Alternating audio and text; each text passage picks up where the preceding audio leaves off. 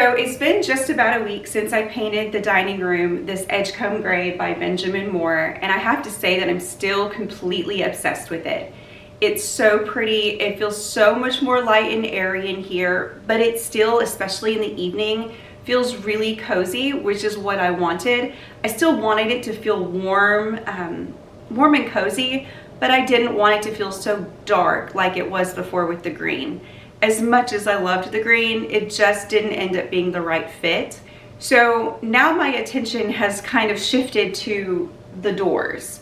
So we have a door here that leads to the garage and a door over here that leads to the laundry room. And they're just a regular semi-gloss white with the white trim, and I don't love it. My initial thought was to go with a more monochromatic look and do the doors and the trim in Edgecomb gray as well, just up the sheen to a semi-gloss. But then I kind of thought that it might be pretty to do something with a little bit more of a high contrast. So say like doing a black on the doors and then still doing the Edgecomb gray trim in semi-gloss, but having that really high contrast of the black, I thought would be so classy and so elegant. And I think it would still really go well with the look that I wanted in this space, especially once I get picture frame moldings added and all of that extra detail.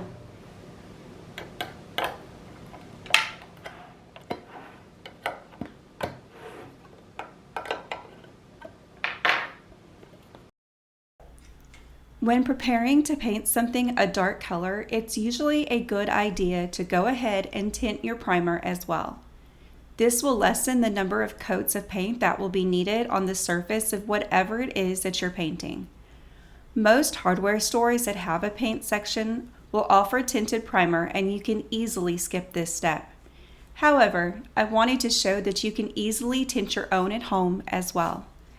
The only tip that I would give is to make sure that you're using a primer and paint that are either both water-based or oil-based.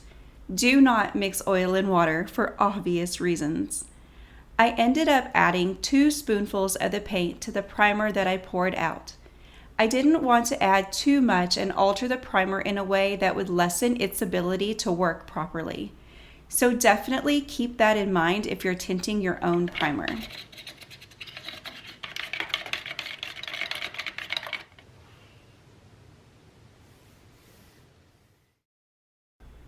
I really cannot stress enough the need to prime in this situation. And this is coming from someone who tends to skip this step at all costs. If you are painting doors that are made of a material that isn't wood, this step is definitely extremely important. I mean, unless of course you want your paint to peel off or scratch at the slightest contact. Hey, to each his own. In the past, I've gone straight to the paint step on doors like this and have instantly regretted it. So learn from my mistakes and prime, prime, prime. I wanted to mention that in editing this video, I have tried to strike a balance between showing y'all the full process of how I achieved the finished look on the doors, while not boring you with an hour's worth of footage of me just priming and painting. I hope that you will find the finished product is equal parts informative and relaxing.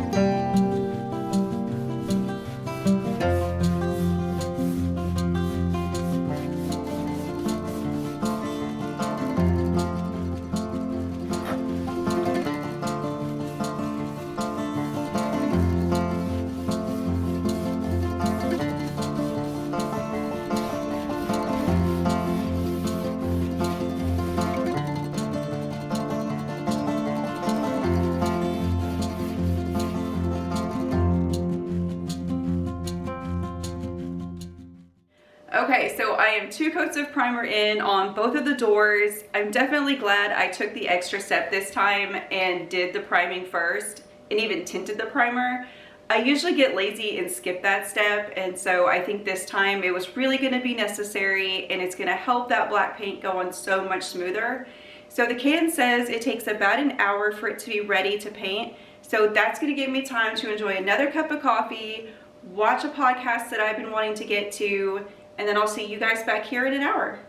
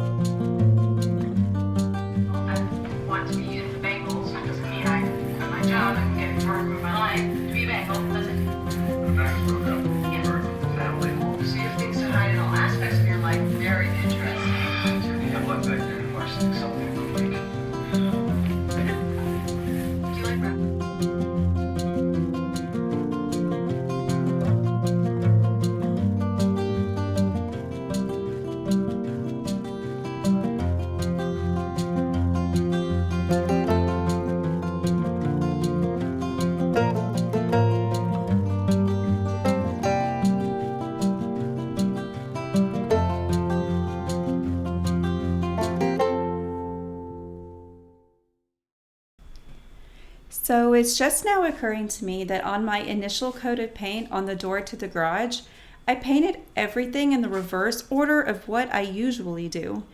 It doesn't really matter, I suppose, but usually I try to brush on the paint in the indented portions of the door first, and then roll on the paint on the higher points.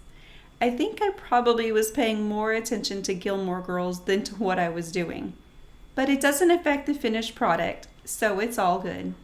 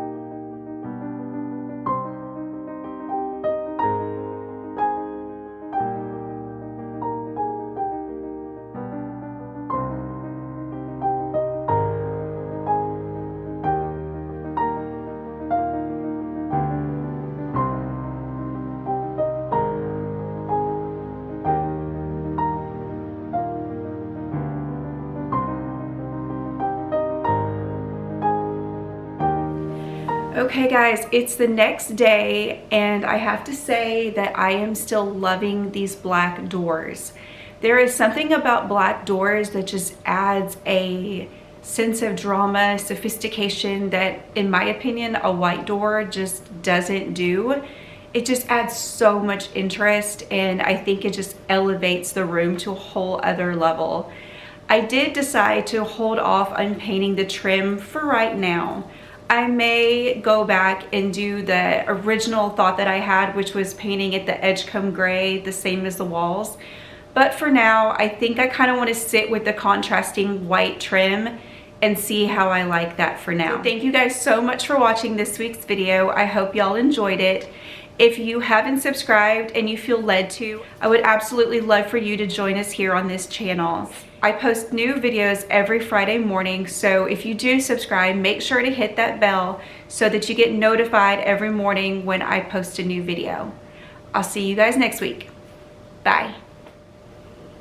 Say hi, Jessie. Say hi. Hi. Yeah. Bye, guys.